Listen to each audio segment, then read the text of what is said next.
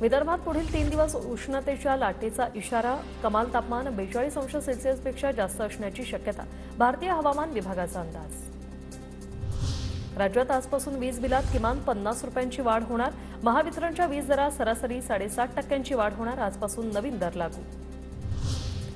मागील 15 ते 20 दिवसांपासून वाशिम जिल्ह्यात उष्णता तीव्रतेत वाढ. जंगल परिसरातील नदी नाले कोरडे ठाक. पाणी मिळत नसल्याने वन्य प्राण्यांचा मोर्चा गावखेड्यांकडे.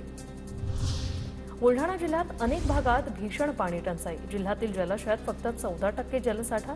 प्रशासनानं पाण्याचं नियोजन करण्याची नागरिकांची मागणी. दिवसेंदिवस उष्णता वाढत असल्याने लिंबूचे दर वाढले. कडाक्याच्या उन्हामुळे सध्या लिंबूच्या मागणीत मोठी वाढ. मागणीच्या तुलनेत बाजारात लिंबू कमी प्रमाणात येत असल्याने भाव आणखी वाढण्याची शक्यता. परळी चांदापूर धरणामध्ये पाणीसाठा 0%वर. गेल्या वर्षी पाऊस कमी झाल्यामुळे धरण कोरडं ठाक. सरकारने जनावरांना चारा आणि पिण्याच्या पाण्याची व्यवस्था करण्याची शेतकऱ्यांची मागणी. कोल्हापूरच्या करवीरमध्ये अवकाळी पावसामुळे नागरिकांची तारंबळ. पावसामुळे आठवडा बाजारातील शेतमालाचं नुकसान.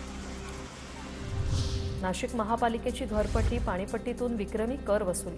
6 विभागातून पालिकेला तब्बल 206 कोटींचा कर. तुळजाभवानी चैत्र यात्रा 21 ते 25 एप्रिलला होणार. तर येरमाळ्यामधील येडेश्वरी देवीची यात्रा 23 ते 28 एप्रिल दरम्यान. मंदिर संस्थानाकडून यात्रेची तयारी सुरू.